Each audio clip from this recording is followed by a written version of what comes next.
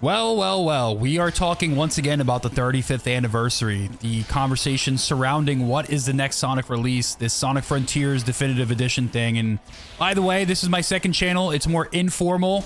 We play Sonic games and then we just talk about kind of whatever. I don't think we're just going to talk about Sonic here. Maybe we'll do like some YouTube advice or whatever people want. But so the conversation right now is definitely heating up. There's some doom and gloom, and understandably so, because in the last video, we talked about how the anniversary kind of sucks so far, but also I'm of the mindset that it doesn't really matter. So the reason why is it's not June 23rd yet. It's not Sonic's birthday technically. So we can't judge it, and it's basically incomplete until then. We have Sony State of Play coming up. We have IGN live event or whatever the hell it is. Potential Sonic Central. Summer Games Fest. Like, there's 4 opportunities for us to get some type of Sonic news this month.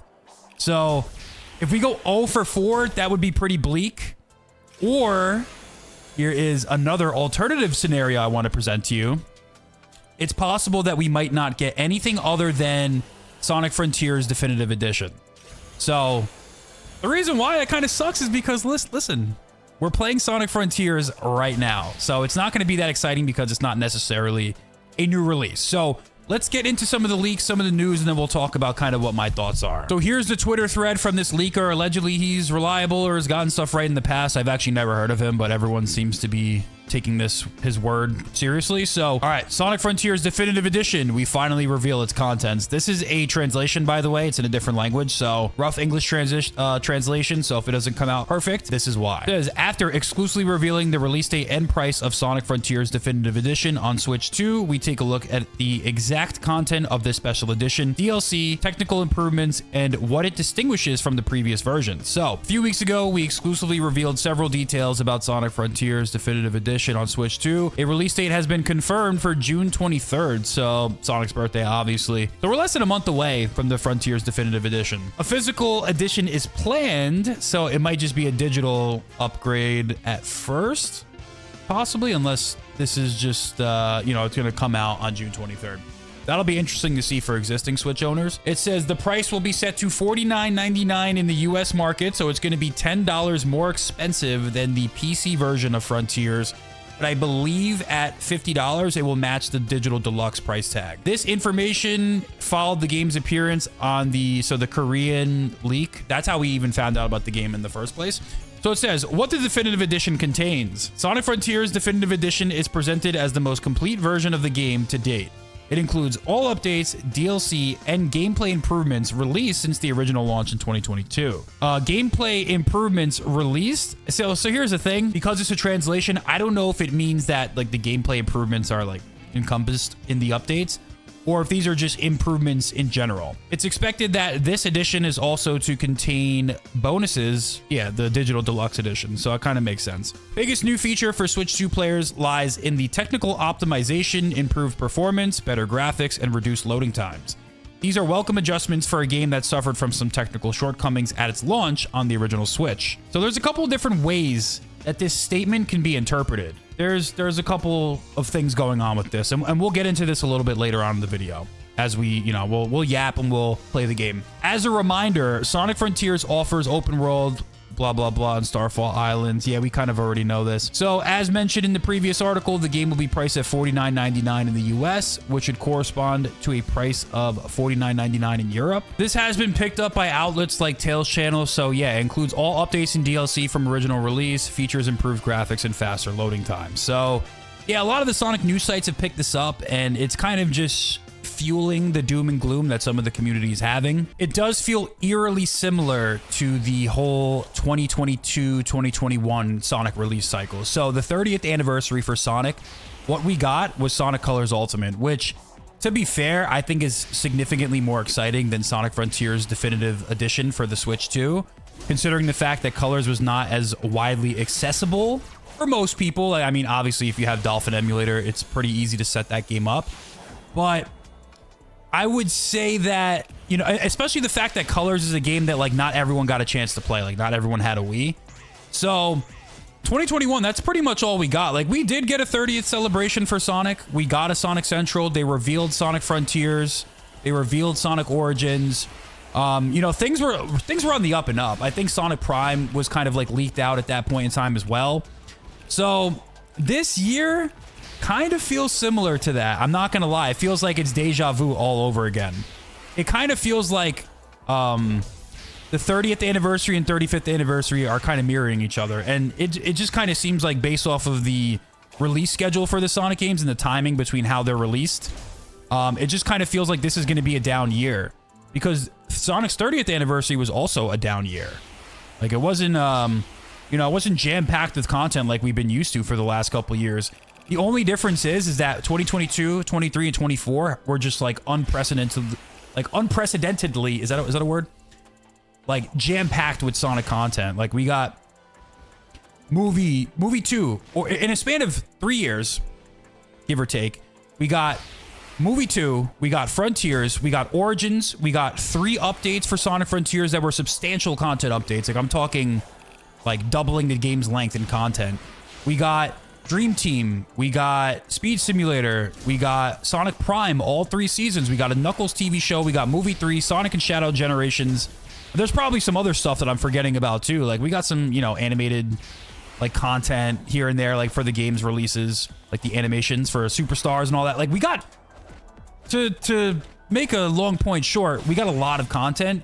So to go from that to last year, we even got 2 games and it felt like a down year. Like, that's how much content we've been getting with Rumble and Crossworlds. So for 26, to not hear anything so far has definitely been concerning for a lot of people. You know, it is the 35th anniversary, but if you weren't a Sonic fan that's like super tapped in every day, like you're constantly refreshing your Twitter feed, you have Tails channel's notifications on, you wouldn't even know that it's an anniversary year. Like, most people probably have no idea. Now, like I said, this is subject to change. Like, things can... The second they drop news, it's going to be a lot. Like, I'm telling you, it's going to be... It's like we're going to forget about the drought once they start coming out with the news. They're going to reveal stuff under its own accord. It's incomplete until June 23rd. We can't really say anything yet. We can be a little disappointed with how, like, there's been little to no almost acknowledgement other than, like, the sizzle reel they released in the beginning of the year. But it kind of just comes down to the fact that, like, we just got to be a little bit more patient. And then if June 23rd happen, you know, if we're in July and we don't really have any major Sonic news to go off of, then it's going to be disappointing. Like, especially, okay, hear me out. Let's say they do the Sonic Central, and all there is like, okay, we're going to reveal Frontiers Definitive Edition. Here's some Lego collabs. Here's some mobile game updates. And that's kind of it. Yeah, I mean, I think it's fair to say that we're going to be disappointed. But ultimately, 2027 is probably just going to be the big year. It's going to be like 22. 22 was not the anniversary year, even though it kind of felt like it because we got so much stuff that year. Like, I feel like the anniversaries are almost like a two-parter. It's like the actual anniversary year, where it's still early in the dev cycle for some of the projects and announcements, and then 22, or like the following year, is like, okay, this is when we actually release all the stuff because we've had enough time to work on it. So, I mean, think about it like this. 27, we're probably expecting the follow-up to Frontiers. We're probably expecting obviously we're expecting movie 4. So those are 2 major projects likely to come in 27. Now, they can announce spin-offs, whatever the case may be. Spin-offs, maybe a TV show. Like, people have been talking about for years how a new rumored Sonic animated show could be in the works, maybe an anime. I think that's what we all want. We all want some type of anime. Realistically, like a Shadow Generation styled show. Shadow Generation's Dark Beginning styled show. So, listen, 27 seems to be, you know, let's double down on 27 being the year of Sonic. It could be a massive one. There's also, you know, there's always the possibility of a remaster coming out. But this year, don't forget, Sonic Blitz, that's a thing. That could be your one-off shoot spin-off for the year. So just keep that in mind. It could just be Frontiers Definitive Edition, just a Switch 2 port, and then Sonic Blitz, and that's all you get. And you know what? If this makes the next Sonic game better, if this makes Frontiers 2 a masterpiece, I welcome it. I really don't care. I'm not. I can wait. You know, I'll play some other games. We'll still continue to make videos on whatever, because we can do that. And we'll just be patient, and hopefully the next game will be a banger. You know, it's like, we've been spoiled. it's not the norm to get this much content in a franchise, I would say, you know? So that's just kind of what it is. The thing about the Switch 2 port for Frontiers Definitive Edition, if that's all it is, and no other platforms, no additional content, it's like, honest, as a standalone thing, that is a good thing. Like the Switch version of Frontiers, it needs to be updated. Like you cannot have, you know, Sonic reaching these heights of popularity and the Switch version being like their primary impression of the franchise. So the Switch 2 version needed to happen yesterday. But I just don't, it's just kind of weird that they're kind of treating it like this definitive edition. Like I don't really know what's definitive about a Nintendo Switch 2, which will probably be more inferior to the other versions available. So unless they like fix the pop-in or something and like improve the graphics, which I don't see how they can do that. Unless maybe this will give them the green light to make some updates to the original Frontiers. And I don't know how it's definitive, but you know what? It needed to happen.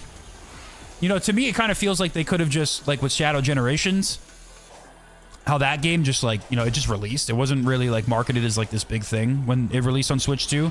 I believe it was a launch title, and it did get a trailer and everything, but it didn't feel like a big event like Frontiers Definitive Edition did. So, like, I'm still holding out hope that they do something cool with it.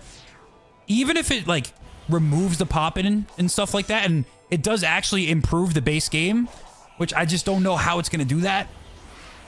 Maybe it will. I don't know. Like, Shadow Generations runs on Switch 2 at, I think it's 1080p and 30 frames per second or 720 60 frames per second.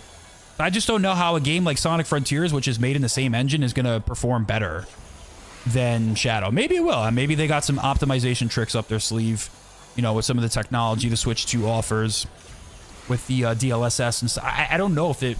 I'm not a game developer, so I don't know how this stuff works, but... You know, it would be kind of late. Here's the thing, man. It will suck in the short term to not get any Sonic content. Like, I would be disappointed. I think everyone already is disappointed so far with the anniversary, but if it's a short-term sacrifice for a long-term game and the long-term health of the Sonic IP and just like the state of the video games being better and pushing them further, we have to look at it as a positive, and we kind of just have to take with it what we can get. But as of right now, we went on a roller coaster. We're like, oh, you know, Definitive Edition could be an upgrade to Frontiers, maybe an additional expansion pack, but there's no other evidence that it's anything other than a Switch 2 version. We knew they were going to make a Switch 2 version of this game at some point because they kind of had to. So regardless of whether Frontiers Definitive Edition had additional content, it was going to be a Switch 2 version. But that's the only thing we've heard is only Switch 2. So it makes sense for them to do this, but it just maybe more so disappointing for most fans. So we'll see what happens. If we get nothing this year, let me know your thoughts about it. I really want to, you know, keep this conversation going. I like this channel. I like just talking and just kind of getting better at just speaking off the cuff. So if you guys have any thoughts, you know, comments, concerns, you're disappointed, angry, happy, let me know. And if you like these type of videos, you like the second channel vibes, let me know about that as well. So I'll see you guys in the next one.